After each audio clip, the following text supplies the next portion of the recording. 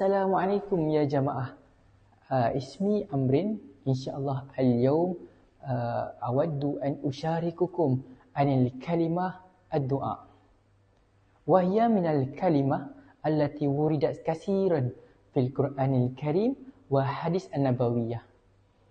Kalimah ad-du'a mustaqah min al-fi'li da'a yad'u du'aan. Wa ma'naha fil lughatin nida' wat-talabu wal istighasah.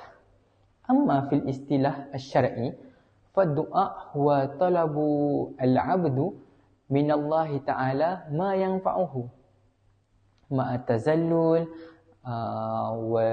wal khudu' wal raja', wa huwa min a'zam anwa' al-ibadah. Dalam bahasa Melayu, doa bermaksud memohon atau meminta kepada Allah Subhanahu Wa Taala dengan penuh pengharapan, keikhlasan dan keyakinan bahawa Allah Subhanahu Wa Taala yang mampu mengabulkan segala doa dan permintaan hamba-Nya.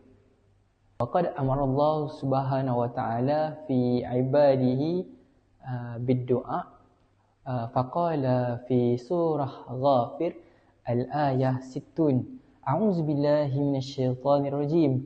Wa qala rabbukum ud'uni astajib lakum.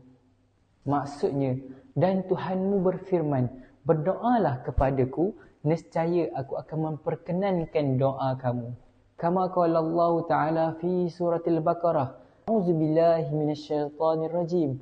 Wa iza sa'alaka 'ibadi anni fa inni qaribun ajibu da'watad da'i idza da'ani. Maksudnya, apabila hamba-hambaku bertanya kepadamu tentang aku, maka sesungguhnya aku dekat.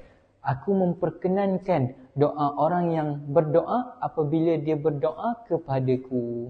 Min hilal hatin al-ayatin nafhamu anna Allah Subhanahu Wa Ta'ala qaribun min ibadihi wa yasma'u du'aihim fi kulli waqti. Wa lidzalik yanbaghi lil muslim an yaksaru an ad-du'a fi jam'i ahwalihi siwa fi sira' au fi dara'.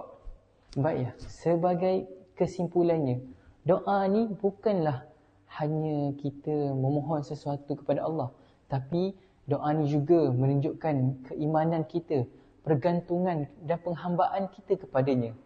Oleh itu, marilah kita membiasakan diri dengan berdoa setiap hari, kerana doa juga merupakan senjata bagi orang mukmin. InsyaAllah aktafi bihadzal qadar. Syukran ala husni ma'ikum. Wassalamualaikum warahmatullahi wabarakatuh.